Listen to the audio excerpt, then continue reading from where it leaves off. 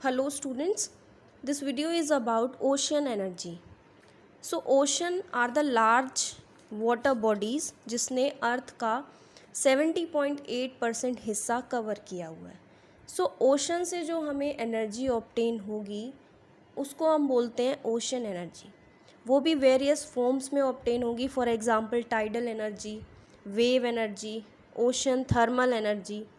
So let first we discuss about tidal energy. Tides के बारे में आप सभी ने सुना होगा, लहरें. The everyday movement of water level, water का जो हर एक दिन का मूवमेंट होता है अलोंग द कोस्टल एरियाज या कोस्ट कह सकते हैं, उन्हीं को हम बोलते हैं tides. And the energy derived from rising and falling ocean tides is called tidal energy. उन लहरों के राइज करने से और फॉल होने की वजह से जो हमें एनर्जी ऑब्टेन होती है उसी को हम बोलते हैं टाइडल एनर्जी. और टाइडल एनर्जी को यूज़ करने के लिए हमें फर्स्टली ये बहुत ही ज़रूरी है कि हम डैम्स का बिल्डिंग करें. अक्रॉस द जो भी टाइडल रीजन होता है वाटर का, उसके अक्रॉस हम डैम की बिल्डिंग स्टार्ट करें. एंड जो उसके गेट्स होते हैं उसको अलाउ करें to the water to fall in and at high tides. So जिसकी वजह से वो टाइड्स फॉल होंगे एंड राइज होंगे. The water is allowed to run back, जिसकी वजह से वो water with the help of turbine electricity generate करेगा. और उसी टाइड की हेल्प से जो हमने इलेक्ट्रिसिटी जनरेट किया, जो हमें एनर्जी ऑब्टेन हुई, उसी को हम बोलते हैं tidal energy. And the everyday movement of water level along the coast is known as tide. इसके भी कुछ मेरिट्स हैं, डीमेरिट्स हैं. हम डिस्कस करते हैं पहले इसके कुछ मेरिट पॉइंट्स के बारे में. फर्स्टली, ये जो टाइडल एनर्जी है ये रिन्यूएबल सोर्स ऑफ एनर्जी है. अगर एक बार इससे ऑब्टेन होने के बाद एनर्जी इलेक्ट्रिसिटी ख़त्म हो जाती है, हम इसको दोबारा with the help of tides generate कर सकते हैं. तो हम कह सकते हैं ये इनएग्जॉस्टिबल है. पॉल्यूशन फ्री है, ये कोई भी पॉल्यूशन कॉज नहीं करती. And a tidal power plant does not require large area of valuable land. बहुत ज़्यादा एरिया इसको नहीं चाहिए. And it is independent of uncertainty of rainfall. Rainfall की अनसर्टेनिटी, कभी बहुत ज़्यादा रेनफॉल है, कभी उसके ऊपर ये इंडिपेंडेंट है. क्योंकि even there is a continuous dry spell for many years, there is no effect on the tidal power generation. बहुत सालों से अगर कहीं कहीं कुछ जगह पे ड्राई एरिया है, लेकिन पावर प्लांट्स के ऊपर उसका कोई भी इफ़ेक्ट नहीं पड़ता, क्योंकि ये रेनफॉल के अनसर्टेनिटी पे एक सर्टेनिटी नहीं है होती रेनफॉल में, उसके ऊपर ये इंडिपेंडेंट है. क्योंकि हम डैम्स बिल्ड कर देते हैं और उस डैम में पानी होता है, जिसकी वजह से हम उस डैम में अगर पावर प्लांट को इस्टेब्लिश कर दें तो वहाँ से हम इलेक्ट्रिसिटी जनरेट कर सकते हैं. सो ये थे इसके मेरिट्स. अब हम बात करते हैं इसकी लिमिटेशंस के बारे में. तो power generation is intermediate and is not very large. इसके थ्रू जो इलेक्ट्रिसिटी का पावर जनरेशन होता है वो बहुत ज़्यादा नहीं होता. And there are very few suitable sites available for construction of dams. India के अंदर बहुत ज़्यादा साइट्स ऐसी नहीं हैं जहाँ पे हम डैम्स का कंस्ट्रक्शन कर सकें. बहुत कम जगह ऐसी हैं, बहुत सूटेबल साइट्स बहुत ही कम है जहाँ हम डैम का कंस्ट्रक्शन कर सकें, वहाँ पे इस पावर प्लांट को लगा सकें और उसकी टाइडल एनर्जी से हम इलेक्ट्रिसिटी में उसको कन्वर्ट कर सकें. And the power generation is not very large and due to variation in tides. आपने देखा होगा कभी भी लहरें उठती हैं तो हमेशा एक जैसी नहीं होती. कभी कोई पानी की लहर बहुत ऊंची उठी, कोई धीरे उठी, तो उनके टाइड्स रेंज में वेरिएशन होने की वजह से हमें जो आउटपुट मिलता है वो भी वेरिएबल मिलता है, वो भी उसकी कांस्टेंट वैल्यू नहीं होती. And another limitation is the most difficult problem in the use of tidal power plant are the barrage construction in areas of high tidal flow. High tidal flow जहाँ होता है वहाँ पे इसका यूज़ करना बहुत ही डिफ़िकल्ट है. अगर हम इंडिया की बात करें तो India has a estimated tidal power potential. जो इंडिया के अंदर टाइडल एनर्जी का जो पोटेंशियल है that is 15,000 megawatt. And the sites have been identified are जैसे गल्फ ऑफ कॉम्बे, उसके अंदर 7000 मेगावाट हम इलेक्ट्रिक एनर्जी जनरेट करते हैं टाइडल एनर्जी की हेल्प से। गल्फ ऑफ कच्छ के अंदर भी 1000 मेगावाट एनर्जी जनरेट होती है। सुंदरबंस में 100 मेगावाट होती है। And other suitable sites are near Lakshadweep island like Andaman and Nicobar and coast of Odisha. तो ये कुछ एरियाज़ हैं इंडिया में जहाँ पे टाइडल पावर पोटेंशियल है, स्टैब्लिश है, जहाँ से हम एनर्जी टाइड्स की हेल्प से इलेक्ट्रिसिटी में कन्वर्ट करते हैं।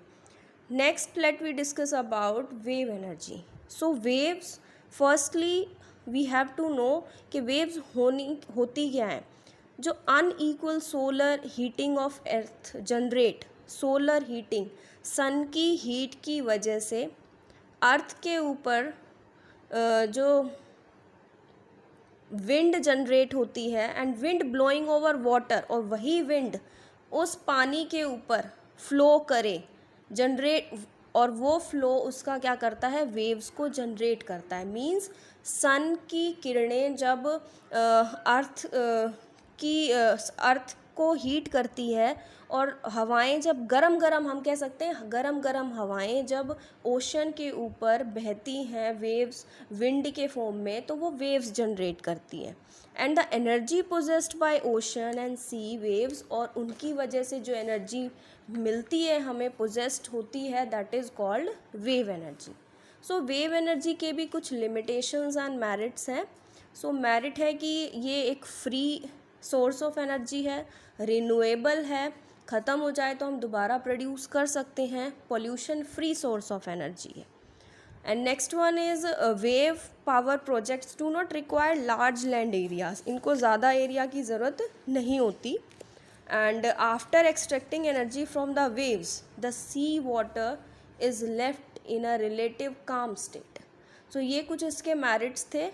अब हम इसके लिमिटेशन की बात करें तो जो पावर आउटपुट मिलती है हमें, वो भी वेरिएबल नेचर की होती, क्योंकि कई बार हवाएं इतनी तेज़ नहीं होती, विंड इतनी तेज़ नहीं होती जो कि ओशन के ऊपर बहती हैं, जिसकी वजह से हमें वेव्स उतनी इंटेंसिटी की नहीं मिलती। और कई बार लहरें, कई बार वेव्स बहुत लो इंटेंसिटी की होती है, जिसकी वजह से पावर आउटपुट में भी वेरिएबल नेचर शो होता है।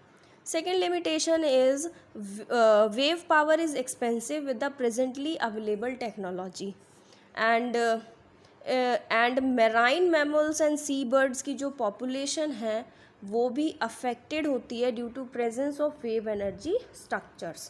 So ये कुछ इसकी limitation है। अगर हम इंडिया के बारे में बात करें तो वेव एनर्जी पोटेंशियल जो है total, that is 6000 kilometre long India coast is estimated, अगर एस्टिमेट करता है वो 40,000 megawatt energy.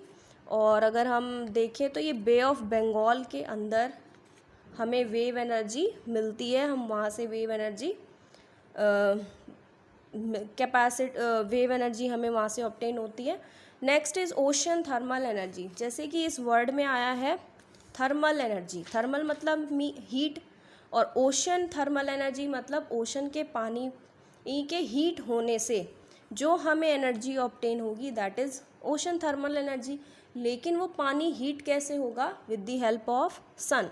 So the solar energy stored in the ocean in the form of heat, sun की जो एनर्जी है वो ओशन में हीट की फॉर्म में स्टोर हो जाएगी, जिसको हम बोलते हैं ओशन थर्मल एनर्जी।